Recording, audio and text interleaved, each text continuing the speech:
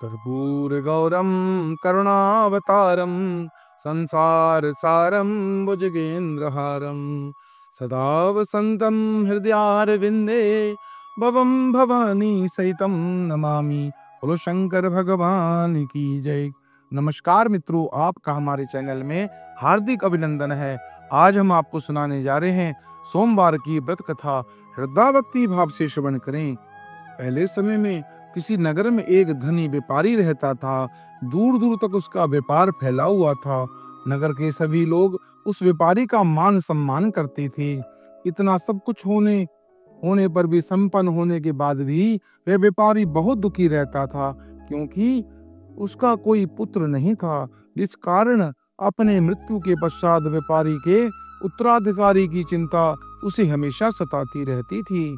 पुत्र प्राप्ति की इच्छा से व्यापारी प्रत्येक सोमवार भगवान शिव की पूजा व्रत किया करता था और शाम के समय शिव मंदिर में जाकर शिव जी के सामने घी का दीपक जलाया करता था।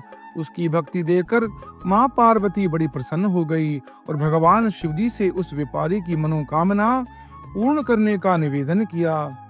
भगवान शिव बोले, इस संसार में सबको उनके कर्म के अनुसार फल की प्राप्ति होती है।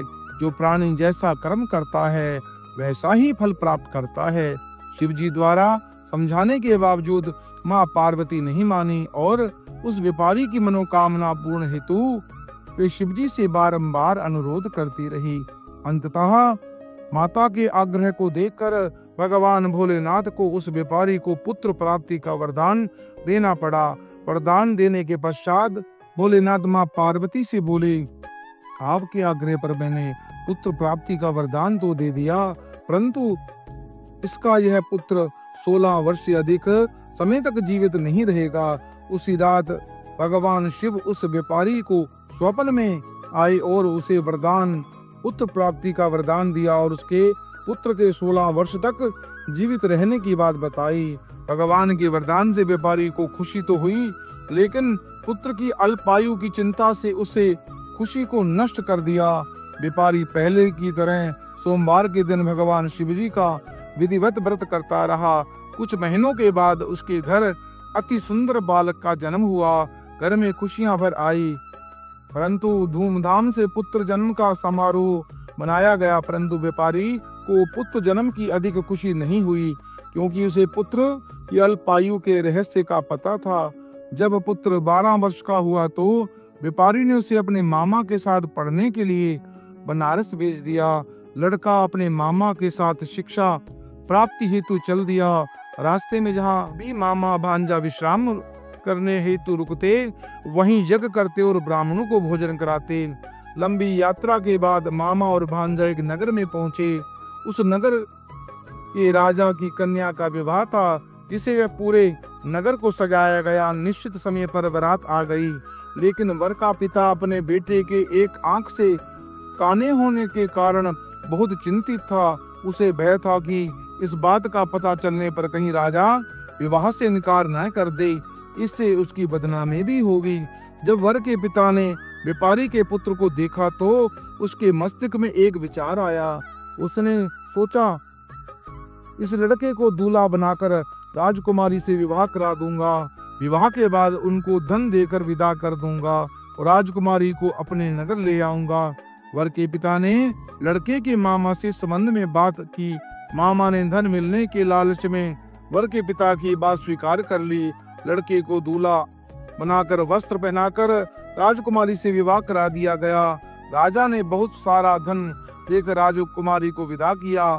शादी के बाद लड़का जब राजकुमारी के साथ लौट रहा था तो वह सच नहीं छुपा सका और उसने राजकुमारी को ओढ़नी पर लिख दिया, राजकुमारी, तुम्हारा विवाह तो मेरे साथ हुआ था। मैं तो बनारस पढ़ने के लिए जा रहा हूँ और तुम्हें जिस नवयुवक की पत्नी बनना पड़ेगा वह कान्हा है। जब राजकुमारी ने अपनी ओढ़नी पर लिखा हुआ पढ़ा तो उसने कान्हे लड़के के साथ जाने से इनकार कर दिया। राजा सब बातें जानकर राजकुमारी को महल में रख लिया। उधर लड़का अपने मामा के साथ बनारस पहुंच गया और गुरुकुल में पढ़ना शुरू कर दिया। जब उसकी आयु 16 वर्ष की हुई तो उसने यज्ञ किया। यज्ञ की समाप्ति पर ब्राह्मणों को भोजन कराया गया और खूब अन्न धन और वस्त्र का दान किया गया। रात्रि को वह अपने शयन कक्ष में सो गया। भगवान शिव के वरदान के अनुसार शयन अवस्था में ही उसके प्राण पखेरु उड़ गए। सूर्योदय होने पर मामा मृत भांजे को देखकर रोने पीटने लगा। आसपास के लोग भी एकत्रित होकर दुख प्रकट करने लगे। लड़के के मामा के रोने विलाप करने के स्वर को समीप से गुजरते हुए भगवान शिव और माता पार्वती भी सुने रहे थे। पार्वती ने भगवान शिव से कहा, हे प्राणनाथ, मुझे इसके रोने के स्वर सहन नहीं हो रहे, आप इस व्यक्ति के कष्टों को अवश्य दूर करें। भगवान शिव ने पार्वती से कैसे कहा। अदृश्य रूप में समीप जाकर देखा तो भोलेनाथ पार्वती से बोले, यह तो उसी व्यापारी का पुत्र है जिसे मैंने 16 वर्ष की आयु का वरदान दिया था। इसकी आयु पूर्ण हो गई है। माँ पार्वती ने फिर भगवान शिव से निवेदन कर उस बालक को जीवित देने का आग्रह किया। माँ पार्वती के आग्रह पर भगवान शिव ने उस लड़के को जीवित होने का वरदान दिया और कुछ ही पल में वह जीवित होकर उठ बैठा। शिक्षा समाप्त कर वह लड़का मामा के साथ अपने नगर की ओर चल दिया। दोनों चलते हुए उसी नगर में पहुंचे जहां उसका विवाह हुआ था। उस नगर में भी यज्ञ का आयोजन किया गया। समीप से गुजरते हुए नगर के राजा ने यज्ञ का आयोजन देखा तो उसने तुरंत ही लड़के और उसके मामा को पहचान लिया। यज्ञ समाप्त होने के बाद राजा और मामा लड़के को महल ले आए और कुछ दिन बाद उन्हें महल में रखकर बहुत सा धन वस्त्र आदि देकर राजकुमारी के साथ विदा कर दिया। उधर भूखे प्यासे रहकर व्यापारी और उसके पत्नी अपने बेटे की प्रतीक्षा कर रहे थे। उन्होंने प्रतिज्ञा कर रखी थी, यदि उन्हें अपने बेटे की मृत्यु का समाचार मिला तो दोनों अपने प्राण त्याग देंगे। परंतु जैसे ही अपने बेटे के जीवित वापस लौटने का समाचार सुना तो वे बहुत प्रसन्न हुए। वे अपने पत्नी और मित्रों के साथ नगर के द्वार पर पहुंचा। बेटे के विवाह का समाचार सुनकर पुत्र वधू राजकुमारी को देखकर उसी का खुशी का ठिकाना ना रहा। उसी रात भगवान शिव ने व्यापारी के स्वप्न में आकर कहा, हे श्रेष्ठी, मैंने तेरे सोमवार के व्रत और व्रत कथा सुनने मात्र से प्रसन्न होकर तेरे पुत्र की लंबी आयु प्रदान की है। पुत्र की लंबी आयु जानकर व्यापारी बहुत प्रसन्न हुआ।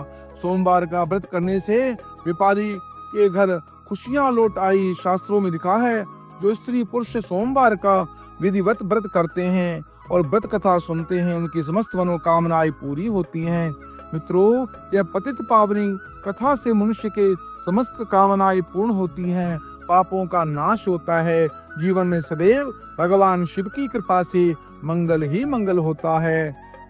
इस कथा को आप अपने इष्ट मित्रों से शेयर करें, पुण्य के भागी बने।